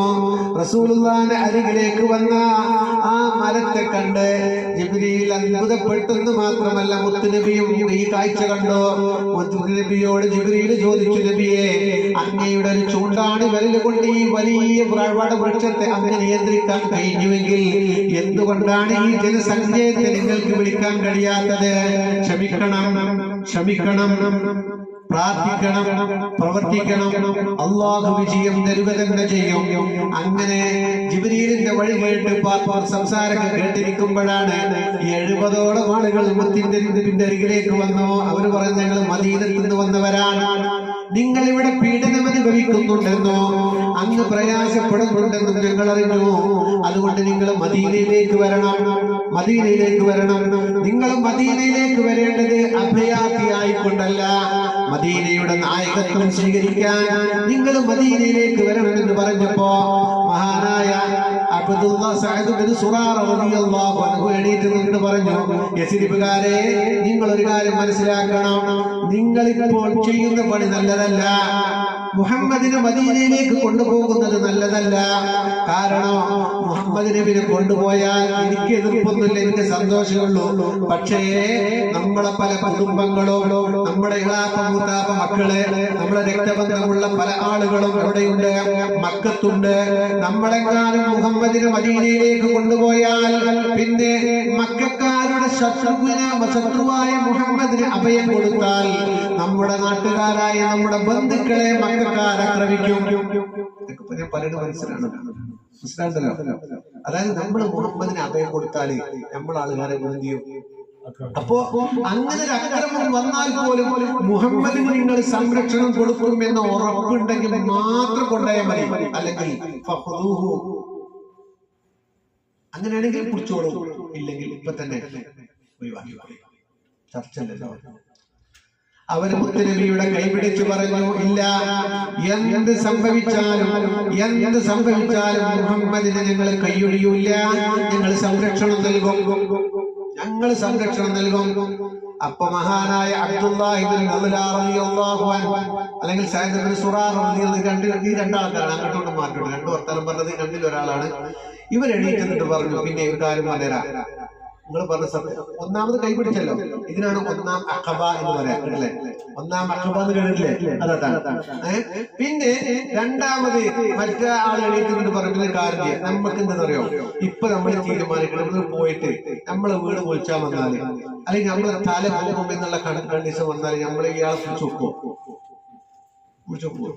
അപ്പൊ നമ്മളെ തലങ്ങൾ പോയാലും മുഹമ്മദിനെ കൈയൊഴിയില്ല എന്ന് ഉറപ്പുണ്ടെങ്കിൽ മാത്രം പിടിച്ചോളി, അല്ലെങ്കിൽ ഇപ്പൊ തന്നെ പിന്മാറിപ്പോയി. മറ്റേ സഹാബിയാർ അങ്ങനെ നബി സല്ലല്ലാഹു അലൈഹി വസല്ലം തങ്ങളോട് കൈപിടിച്ചിട്ട് അവർ പറഞ്ഞു, ഞങ്ങളെ സ്വത്തിനും ഞങ്ങളെ സമ്പത്തിനും ഞങ്ങളെ ശരീരത്തിനും എന്ത് മാനഹാനി സംഭവിച്ചാലും നിങ്ങൾ കൈവിടില്ല എന്ന് ഉറക്കെ പ്രഖ്യാപിച്ചുകൊണ്ട് റസൂലുള്ളാഹിനെ കൈപിടിച്ചുകൊണ്ട് അവർ ഉടമ്പടി ചെയ്തു. അതാണ് രണ്ടാം അഖബ. അതാണ് അങ്ങനെ പോകാൻ തീരുമാനിച്ചു. മദീനയിലേക്ക് പോകാൻ തീരുമാനിച്ചു. ഞാൻ ദീർഘിപ്പിക്കൂല, എന്നെ അവസാനിപ്പിക്കും, കാരണം സ്വരം നന്നായ പാട്ട് വർത്തണം. ഇപ്പൊ ഞാൻ അവസാനിപ്പിക്കും. അപ്പൊ നബി സല്ലല്ലാഹു അലൈഹി വസല്ലം തങ്ങൾ പോകാൻ മദീനത്തിൽ കൊണ്ടാക്കി തന്നിട്ട് നിർത്താം, അല്ലേ? ഇതിങ്ങൾ എത്തിക്കോട്ടെ, അല്ലേ? പിന്നെ നമുക്ക് ഇനി ഒരു ദിവസം പോണതിന് മുമ്പ് വേണമെങ്കിൽ പറയാം, നിങ്ങൾ റെഡി ആണെങ്കിൽ ഞാൻ ആൾസോ റെഡി. അത് തൗഫീഖ് ചെയ്യട്ടെ. ശ്രദ്ധിക്കാം, നബി സല്ലല്ലാഹു അലൈഹി വസല്ലം തങ്ങൾ എന്ത് ചെയ്തെന്നറിയാം? പോകാൻ റെഡിയായി, പക്ഷേ ഇവിടെ പോകാനും പറ്റൂല. നമ്മളിവിടെ പോകാണെന്ന് പറഞ്ഞാൽ നമ്മളെ തടയാനും കൊല്ലാനും പല ആളുകളുണ്ട്. പക്ഷേ ഇവരുടെ രഹസ്യമായി മണത്തറിഞ്ഞു മക്കക്കാർ മണത്തറിഞ്ഞപ്പോൾ നബി സല്ലല്ലാഹു അലൈഹി വസല്ലമ തങ്ങളെ വളയാൻ, നബി സല്ലല്ലാഹു അലൈഹി വസല്ലമ തങ്ങളെ പിടിക്കാൻ മക്കയിലെ പ്രമുഖരായ 7 ഗോത്രത്തിലെ 7 ചെറുപ്പക്കാർ മുത്തുനബിയുടെ വീട് വളഞ്ഞു. പ്രമുഖമായ 7 ഗോത്രത്തിലെ 7 ചെറുപ്പക്കാർ, രണ്ടും തണ്ടിലെ ചെറുപ്പക്കാർ മുത്തുനബിന്റെ വീട് വളഞ്ഞു. പുറത്തു കഴിയില്ലല്ലോ, നബി നാളെ പോകുമെന്നുള്ള വിവരം അറിഞ്ഞവര് എന്ത് ചെയ്തു? നബി സല്ലല്ലാഹു അലൈഹി വസല്ലമ തങ്ങളെ അലിയാർ തങ്ങളെ വെറുപ്പിൽ കിടത്തി വെരുപ്പിൽ കിടത്തിയിട്ട് അവിടെ ഒരു പിടി മണ്ണ് വാരി എന്നിട്ടോ യാസീൻ സൂറത്ത് അങ്ങോട്ട് ഊതിയിട്ട്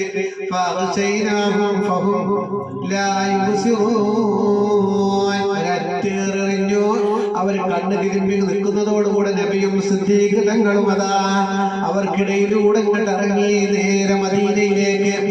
നേരെ പുറപ്പെട്ടത് എങ്ങട്ടാ? മദീനയിലേക്ക് പോകുന്ന വഴി മസ്ജിദ് ആയിഷയിലൂടെ അതിലെയാണ് മദീനയിലേക്ക് പോകുക. പക്ഷേ മുത്തുനബി നേരെ പോയത് എവിടേക്കാണ്? തൗറെന്ന ഗുഹയിൽ പണ്ട് അവിടെ പോയി.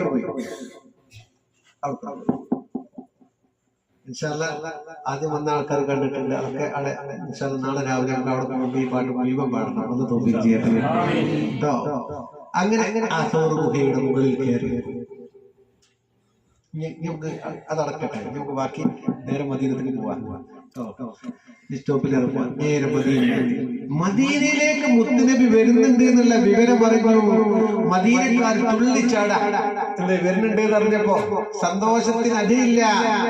സന്തോഷത്തിന് അതിരില്ലെന്ന് മാത്രമല്ല, മദീനയിലൊക്കെ തോരണങ്ങൾ തൂക്കി. മാത്രമല്ല അൻസാരി കുട്ടികൾ ദഫുണ്ടാക്കി കാത്തിരുന്നു. മുത്തുനബി മദീനയിലേക്ക് വരുമ്പോൾ പാട്ടുപാടാൻ നേർച്ചയാക്കിയ ഉമ്മമാരുണ്ടായിരുന്നു. അങ്ങനെ മുത്തുനബി വരുന്നത് കേട്ട് അവരെ ചില ആളുകൾ മലമുകളിൽ കയറുന്നു, ചില ആളുകൾ ഈത്തപ്പനയുടെ മുകളിൽ കയറുന്നു. എനിക്കാദ്യം കാണണം, എനിക്കാദ്യം കാണണം, എനിക്കാദ്യം കാണണം. അങ്ങനെ മുത്തുനബി വരുന്നത് ആദ്യമായി കണ്ടതൊരു ജൂതനാണ്. അങ്ങനെ അത് വരുന്നു, നിങ്ങൾ വരും പ്രതീക്ഷിക്കുന്ന പ്രവാചകൻ എന്ന് പറഞ്ഞപ്പോൾ അവർ പാട്ടുപാടി സ്വീകരിച്ചു.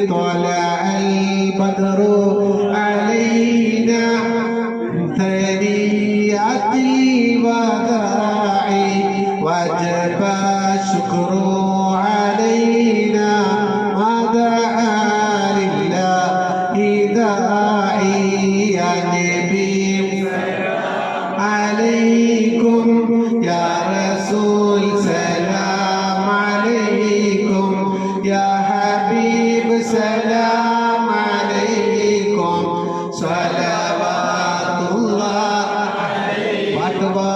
സ്വീകരിച്ചു. ഹബീബ് മുഹമ്മദ് റസൂലുള്ളാഹ്. അൻസാരികൾ ഹബ്ബുൽ അൻസാരി മിനൽ ഈമാൻ. മദീനക്കാരായ അൻസാരികളെ സ്നേഹിക്കല്, അത് മദീനയിലെ അൻസാരികളായ ആളുകളെ സ്നേഹിക്കല്, അത് ഈമാനിന്റെ ഭാഗമാണെന്ന് മുഹമ്മദ് റസൂലുള്ളാഹ്.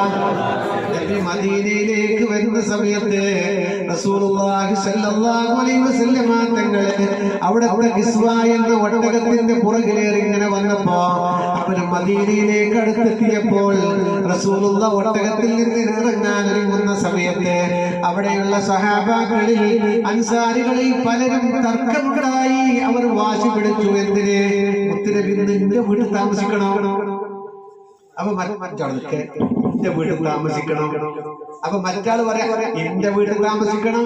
പല ആളുകളും പല ഗോത്രത്തലവന്മാരും പുറത്ത് ചാടി ഇറങ്ങി എന്റെ വീട്ടിലാണ് താമസിക്കേണ്ടത്, എന്നോട് സൗകര്യമില്ല, എന്നോട് താമസിക്ക എന്ന് പറഞ്ഞിട്ട് പല ആളുകളും മുന്നിട്ടിറങ്ങി വന്നു. സിദ്ദീഖ് തങ്ങൾ പറഞ്ഞു, ഹംസ റളിയല്ലാഹു അൻഹു പറഞ്ഞു, നിങ്ങൾ വാശി പിടിക്കല്ല, നിങ്ങൾ കച്ചറ കൂടല്ല, അങ്ങോട്ട് അവിടെയും ഇവിടെയൊന്നും നബി താമസിക്കൂല.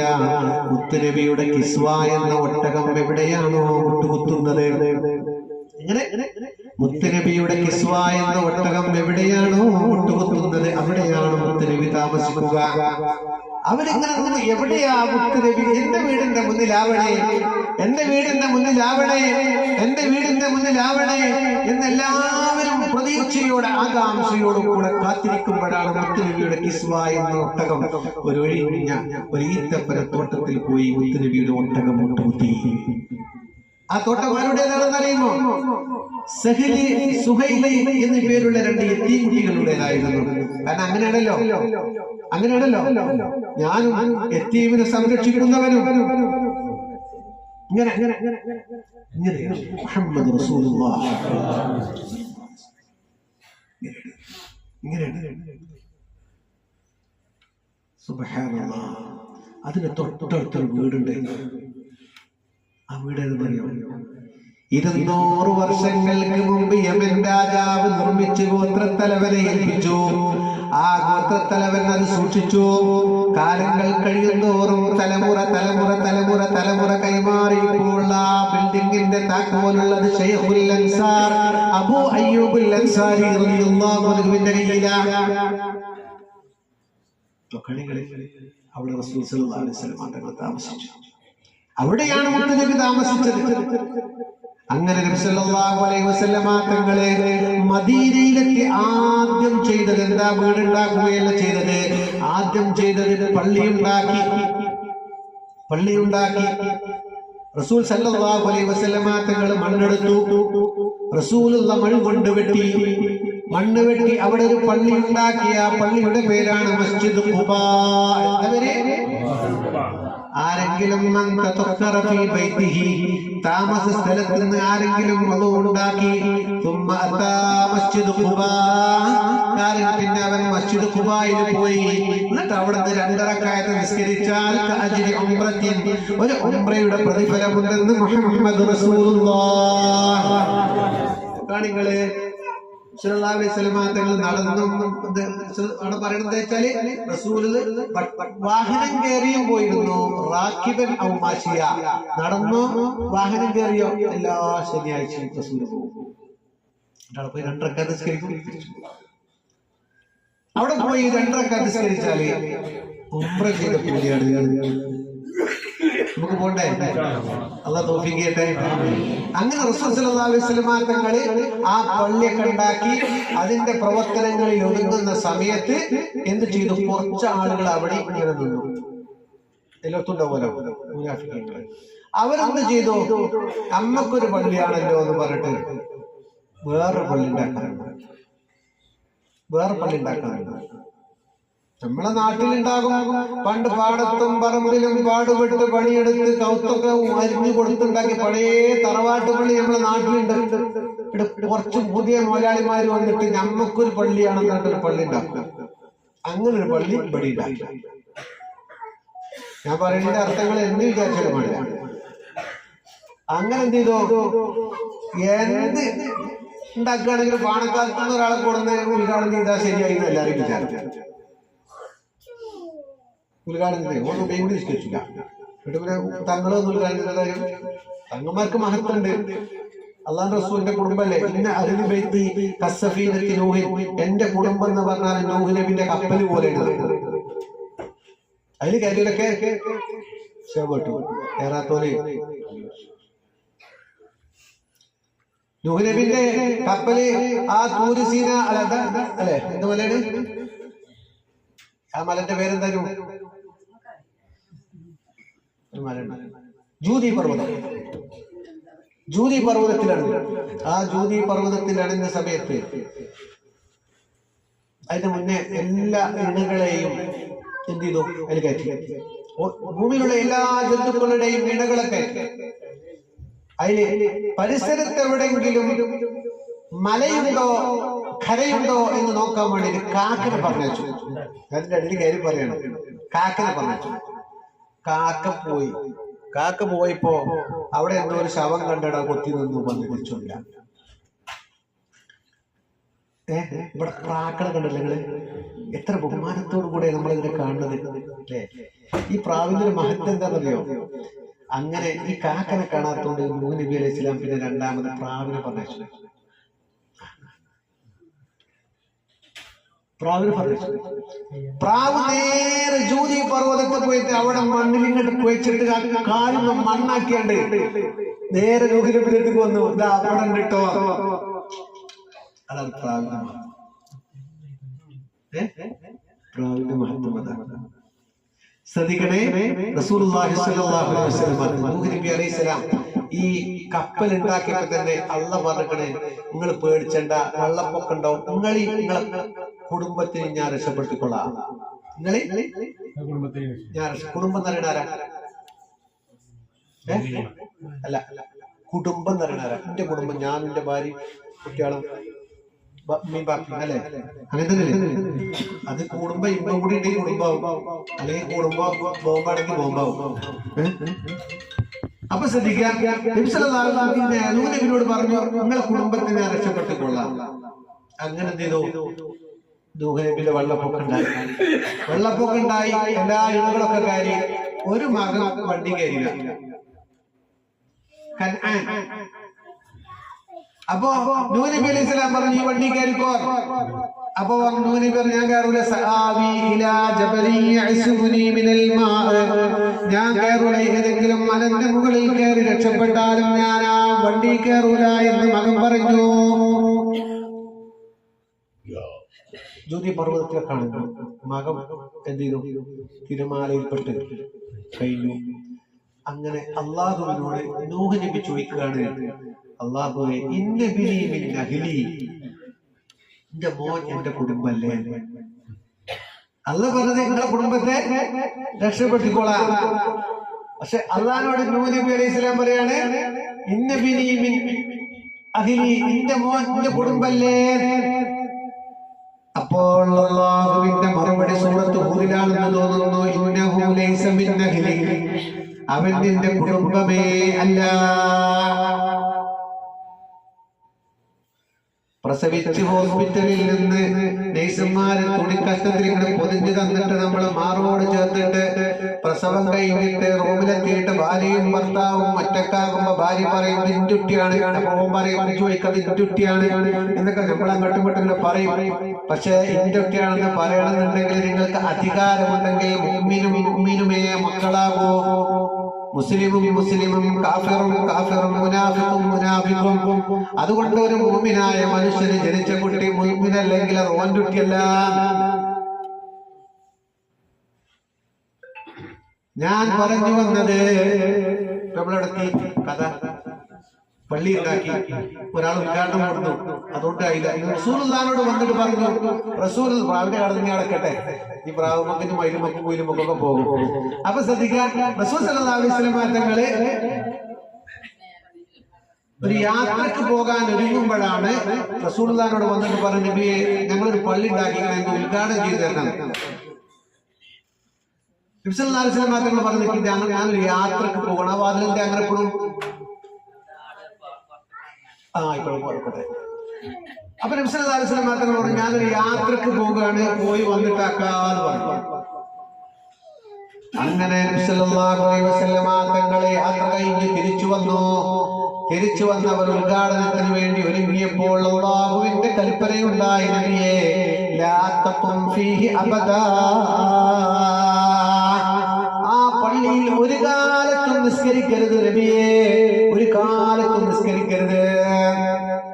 കാരണം തഖ്വയിൽ അധിഷ്ഠിതമായ തഖ്വയിൽ അധിഷ്ഠിതമായ ഒരു പള്ളി അവിടെ ഉണ്ടാകുമ്പോ, നമ്മുടെ നാട്ടിലെ പഴയ പള്ളിയുണ്ട്, വരുമാനമൊന്നും ഉണ്ടാവില്ല, വരിസംഖ്യയോടെ ഇങ്ങനെ കഴിഞ്ഞു പോയേക്കാരം.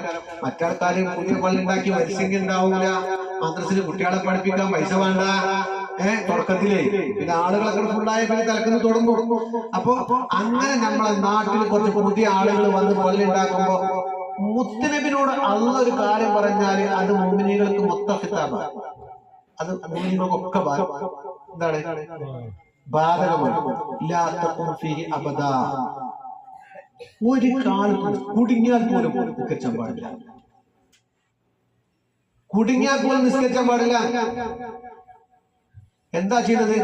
ആ പള്ളി എന്ത് കാട്ടി? ആ പള്ളിപ്പാടുണ്ടോ അള്ളാഹു റസൂൽ ചുട്ടാണ് ധരിച്ചു. നമ്മുടെ നാട്ടിൽ എത്ര പള്ളി ചുട്ടിരിച്ചാണ്ട് ഒരങ്ങാടിന് ഇപ്പൊ മധ്യമതസ്ഥരൊക്കെ പറയാം, ബാങ്ക് കൊടുത്താൽ ഒരു ബാങ്ക് കഴിക്കേണ്ടത്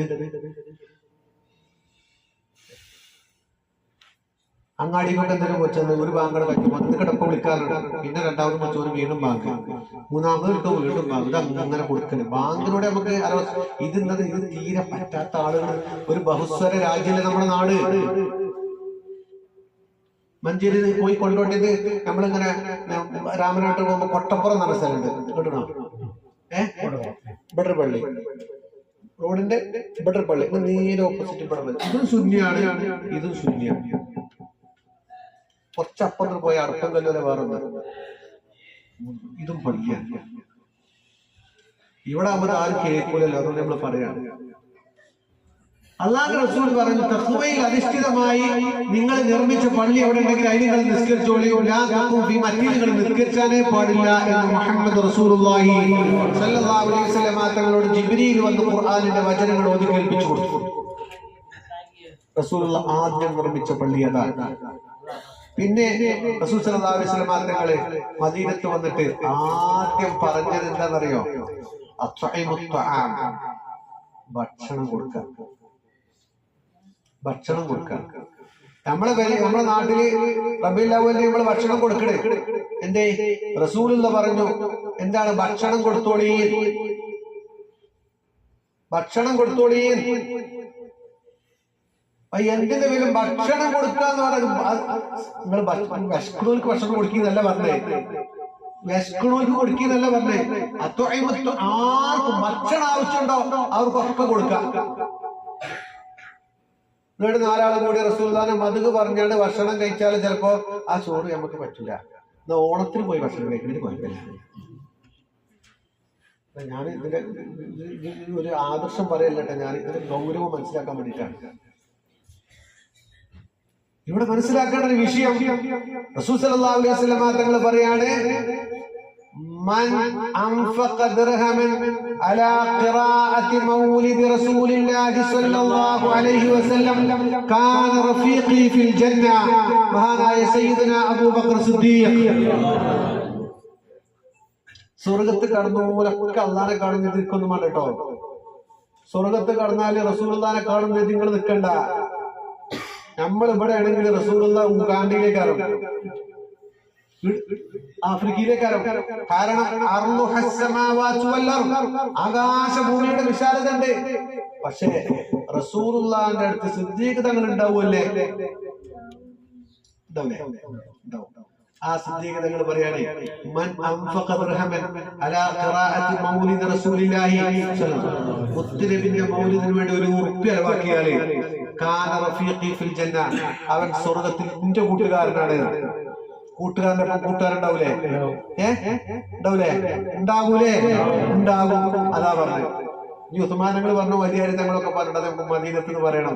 അല്ലാഹു തൗഫീഖ് ചെയ്യട്ടെ, അല്ലാഹു തൗഫീഖ് ചെയ്യട്ടെ. ആദ്യം പറഞ്ഞത് എന്താണ് പറഞ്ഞത്? ഭക്ഷണം കൊടുക്കണേ. അഫ്ശുസ്സലാമ ബൈനക്കും, പരസ്പരം സലാം പറയുക. ചില ഭാര്യമാര് ഭർത്താക്കന്മാരോട് സലാം പറയില്ല, ഭർത്താക്കന്മാര് ഭാര്യമാരോട് സലാം പറയില്ല. എന്താ സലാം? അസ്സലാമു അലൈക്കും, ഞാൻ പോയിട്ട് വരട്ടോ, അസ്സലാമു അലൈക്കും.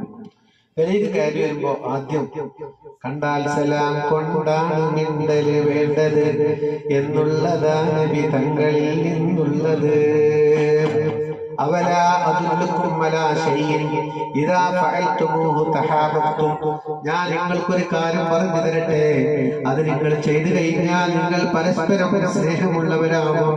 എന്താ? അഫ്ശുസ്സലാമ ബൈനക്കും, നിങ്ങൾ പരസ്പരം സലാം പറയലാണെന്ന് മുഹമ്മദ് മുസ്തഫ കുട്ടികളെ പഠിപ്പിക്കണം. കുട്ടികളോട് സലാം പറയണം. റസൂൽ സല്ലല്ലാഹു അലൈഹി വസല്ലം തങ്ങൾ ഒരിക്കൽ പ്രസംഗിച്ചു കൊണ്ടിരിക്കുന്നു. അപ്പോഴാണ് തന്റെ പേരക്കിടാവ് അവിടേക്ക് വന്നത്. പേരക്കുട്ടി ഫാത്തിമ ബീവിന്റെ കുട്ടി വന്നു. കുട്ടി വന്നപ്പോൾ റസൂലുള്ള മിമ്പറിൽ നിന്ന് ഇറങ്ങി ആ കുട്ടിയെ ചേർത്ത് പിടിച്ച് അവിടുത്തെ കവിൾത്തലത്തിൽ ഒരു ഉമ്മ കൊടുത്തു. അപ്പോൾ ഒരു സ്വഹാബി വന്നിട്ട് പറഞ്ഞു, നബിയേ, എനിക്ക് 10 മക്കളുണ്ട്, എനിക്ക് 10 മക്കളുണ്ട്. ഇന്നേ വരെ ഞാനൊരു കുട്ടിയെയും ചുംബിച്ചിട്ടില്ല എന്ന് മഹാനായ മുഹമ്മദ് റസൂലുള്ളാഹി സ്വല്ലല്ലാഹു അലൈഹി വസല്ലം തങ്ങളോട് ഈ സ്വഹാബി പറഞ്ഞപ്പോ, അല്ലാഹു നിങ്ങളുടെ ഹൃദയത്തിൽ കൃപ തരാത്തതിന് ഞാൻ എന്ത് ചെയ്യാനാ എന്ന് മുഹമ്മദ് മുസ്തഫ. കെട്ടിച്ച മോളാണെങ്കിലും വരുമ്പോ നെറ്റിത്തടത്തിൽ ഒരു ഉമ്മ വെച്ച് സ്വീകരിക്കുന്ന ഒരു പിതാവുണ്ടെങ്കിൽ, ഭർത്താവിന്റെ വീട്ടിൽ എന്ത് സങ്കടം ഉണ്ടെങ്കിലും കേറി വരുമ്പോ ആ മകളുടെ നെറ്റിത്തടത്തിൽ ഒരു ഉമ്മ വെച്ചാൽ എല്ലാം വലിഞ്ഞു പോകും. ഫാത്തിമ ബീവിയുടെ നെറ്റിത്തടത്തിൽ ഉമ്മ വെക്കാറുണ്ടായിരുന്നു മുഹമ്മദ് റസൂലുള്ളാഹ്.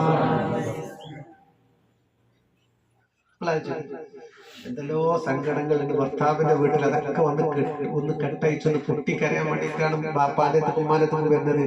കയറി വരുമ്പോ ഒന്നും പറഞ്ഞിട്ടില്ല.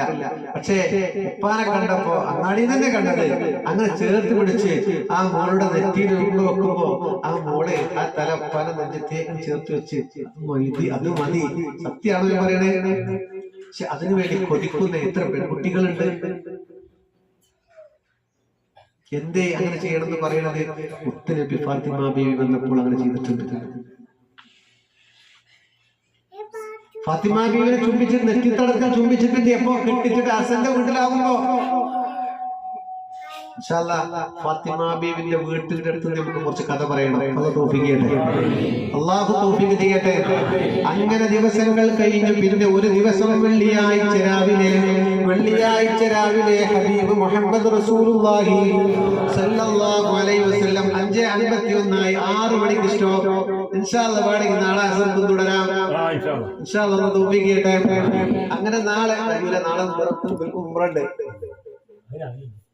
രാത്രിയാക്കാം. നാളെ തിങ്കളാഴ്ച രാവിലെ നാളെ രാത്രിയാക്കാം കേട്ടോ. നിങ്ങളിവിടെ ഇരുത്തെങ്ങനെ ഇരുന്നോളി. നേരം പുറത്തോളം ഞാൻ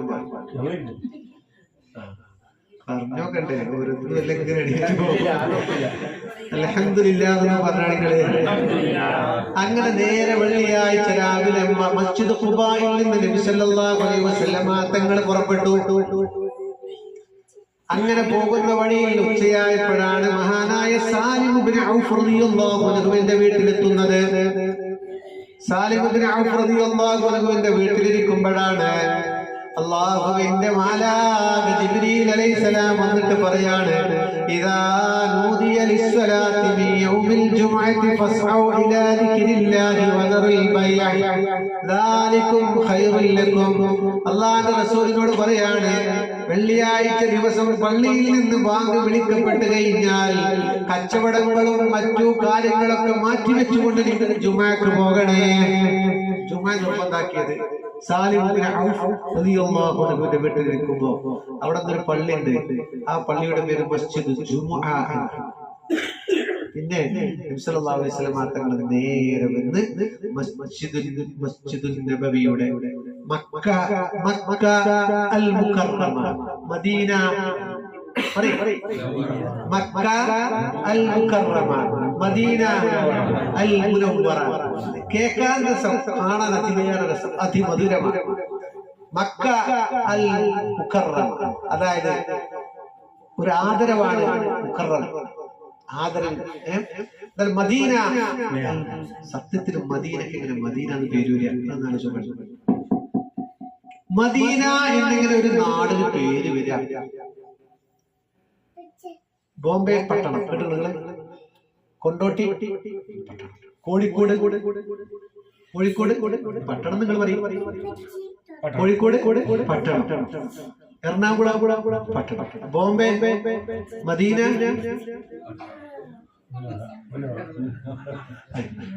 മദീന എന്ന് പറഞ്ഞാൽ എന്താണ്? അപ്പൊ പട്ടണമില്ലേ? ഇത് ഫോറസ്റ്റേഡ് അറിയണോ?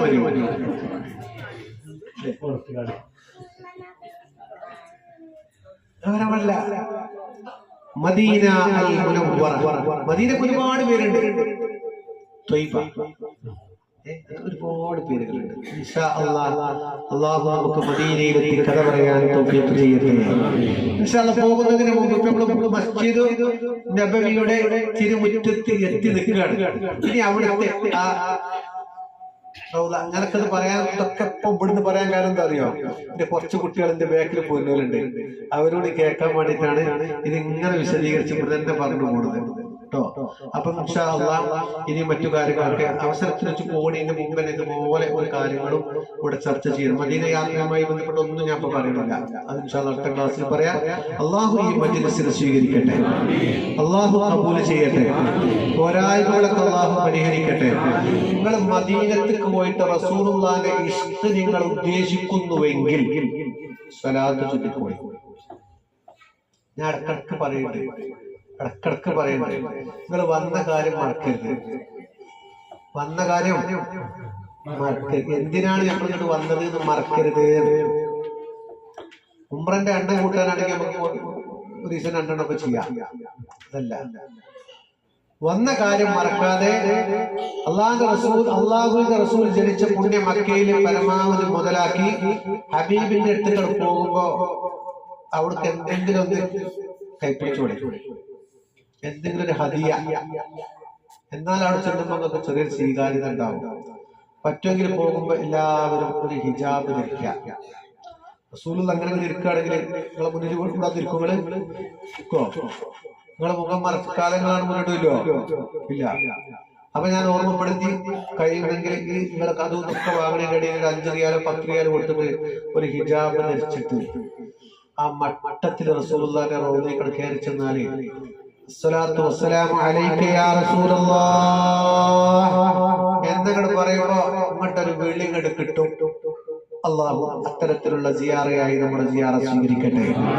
അത്തരത്തിലുള്ള ഒരു യാത്രയായി അല്ലെങ്കിൽ സിയാറത്തായി അള്ളാഹു നമ്മെ സ്വീകരിക്കട്ടെ.